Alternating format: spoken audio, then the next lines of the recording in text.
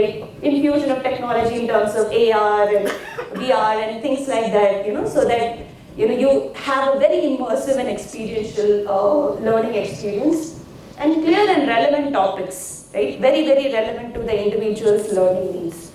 So with this, we can challenge the forgetting curves, and with a combination of all of these, we can ensure that the learning is user-centric and immersive and adaptive to the individual learning needs. So we saw, anyways, right, the thing is, this kind of learning can be enabled by generative AI with technology infusion. So we saw about the content generation and curation as per the learning needs. We saw about the best way of rendering that content in order that it is retained, right, and it's not forgotten. Another one now is to kind of how do we assess the effectiveness of the content and how we can use the technology to do that. So content assessment is a linear process, but we can introduce a dynamic loop into it every time we do an assessment. We need to find at that given point in time how the individual is performing, what are the curated learning needs, how the learning path has to be customized from there on for that particular individual. And with all of the data and data coming from the various inputs or various sources, right? We can, the AI technology here can find what should be the path forward, what should be the change in the content, or or change in the way of assessment, etc. So with the dynamicity introduced by AI into assessment, what we achieve is an agile learning for better outcomes. So no more you have one curated learning path for an entire group of people. You can use GPT, you can use technology to have the curation or the customization done at an individual level based on the assessment outcomes, right? So the assessments can say, this person is strong in 1, 2, 3, whereas requires a little more insight in 4, 5, 6. Then accordingly, the next learning topic can be kind of brought in or customized, and the assessment can also be customized accordingly, right? So with this kind of technology infusion, we have content and rendering which is dynamic, personalized, comprehensive, automated, and content being easily accessible. Now, coming to the demand part of it, right? So how do you know, right? How can the learning and development know where to focus on, what topics to focus on for different teams? What is the demand for different teams? It may be overkill to come to individual, but it is quite possible to come to an individual learning also, but at least for a particular team in an organization, what sort of learning needs to be delivered. So that skill gap evaluation can happen through analyzing data, and that data at an individual level could come from integration with apps like Outlook, Teams, and activity of the person on the internal forums like Slack and everything, right? So with that, and of course all of this data is bound by privacy, and there has to be a agreement coming from the individual that their Outlook, as long as it's within the limit of the organization. Of course, we don't use our Outlooks and Teams in the organization to do much other than official conversations. So with all of the data coming from individuals, there can be a skill gap evaluation based on the data, and accordingly, there can be training paths suggested for the individual or the team. And not just in terms of demand assessment, even in terms of intelligent tutoring, rendering the outcomes of the training content, we can have the training content interact with tools like augmented reality and virtual reality, and have an engaging learning experience. And obviously, apart from all of these, the training content could be rendered over a chatbot, and that again kind of serves the purpose of democratizing the content availability, right? If I want to know something about a particular technology, for example, I want to learn about generative AI, it should be easily accessible. The content of generative AI should be easily accessible through a searchable mode, and what better than a chatbot, wherein you can say, I need this XYZ I need to learn about XYZ. It gives you all the content which is available in the enterprise. With that, I want to move to the next set of topics that I wanted to discuss. So far, we saw how Gen AI and AI in general can enable learning and development.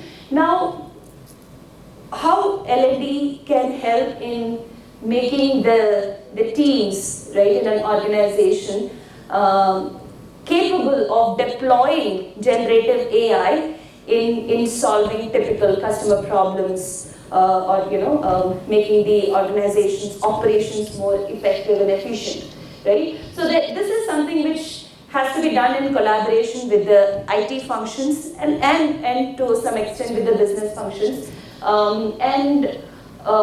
The generative AI skill development has got a lot of benefits across the organization, even for the businesses. So one is staying ahead of the curve and be market ready, right? So have your employees be skilled enough so that they can work on really intuitive and cutting edge technology to solve problems and keep the organization, have your organization stay ahead always of your competition.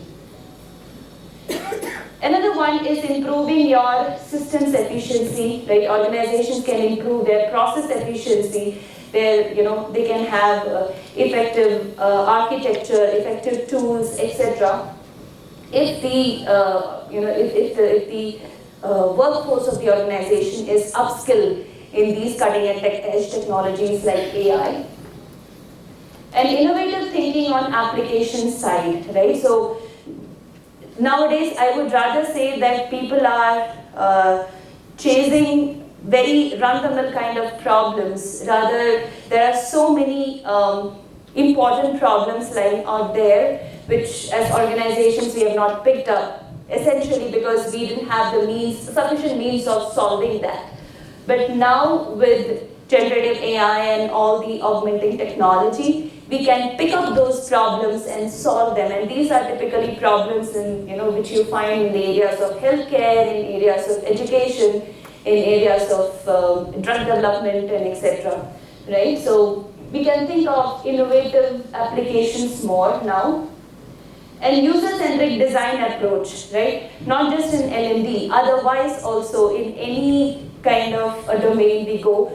Hyper-personalization or extreme user centricity is very, very important, right? Even to the fact that, I come from Kellogg company, so we are focusing a lot on the specific taste for every customer segment, right? So what should be the taste in the next release of Pringles, for instance, right? So how has been my magic masala and chutney tadka or something it was, right? So how they have been working, right? And what should be my next set of taste, right? So extremely customer centric, extremely customer focused.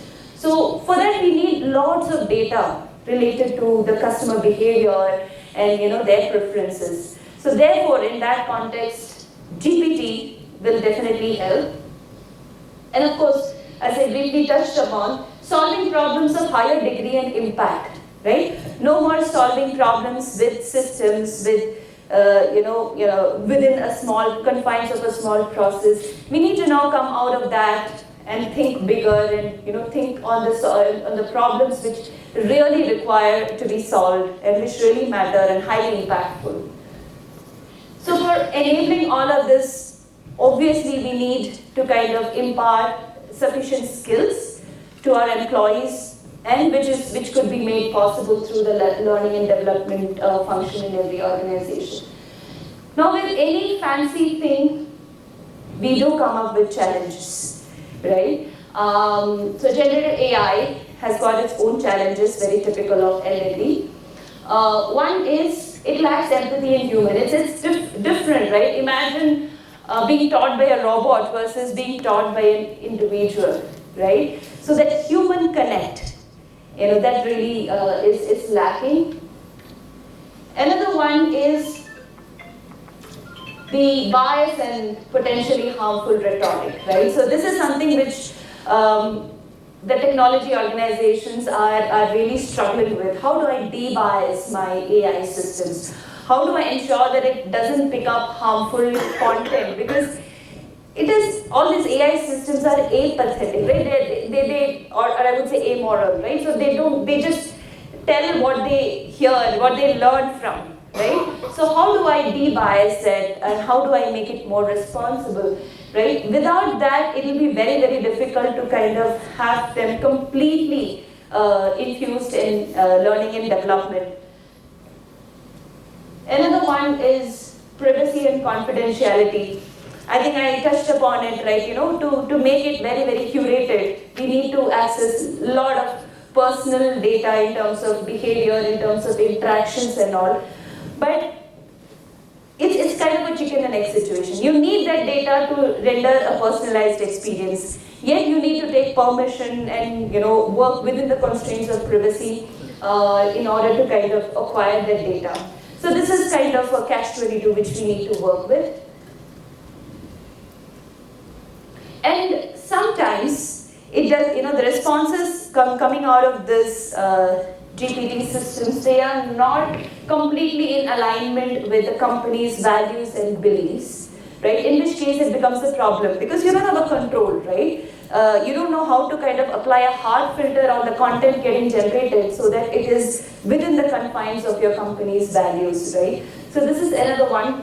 And also, intuitively, one more aspect is that, and which manifests itself in one of these is the data skewness itself, right? The algorithmic technical problems with the algorithm, right? And the skewness of the data or the quality of the data which goes into these algorithms, that can cause a lot of these in terms of bias, in terms of harmful rhetoric, and in terms of hallucination and the content, right, which comes out of which doesn't exist. So that takes me to one example. I read a few months back on the newspaper that there was a lawyer in the US. He was hearing a particular case, and the jury wanted him to kind of come up with a readout. So he referred to none other than ChatGPT. And then he got a few examples, and he presented those examples, similar cases, and saying that, okay, see, there had been these similar cases, so this was the judgment given, so this is no different. Later it was found that all of those cases were bogus. These did not exist. ChatGPT made it up. And of course the lawyer had to lose his job, right? So these are some cases, right, which we need to be really watchful of.